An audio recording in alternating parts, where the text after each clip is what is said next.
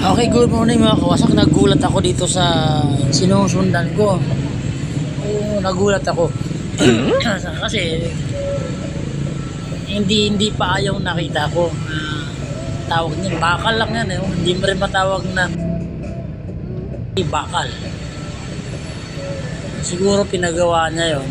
Pinagawa niya yan para makatukod lang. Pero eto sabihin ko ano.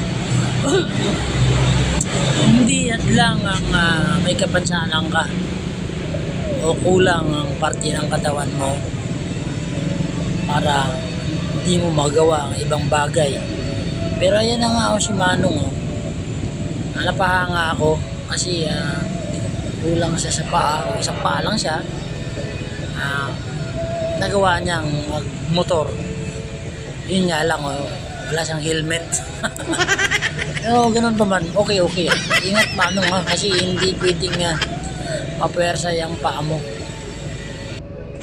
Ganun pa man Manong, lagi kang mag-iingat sa pagmamaneho mo.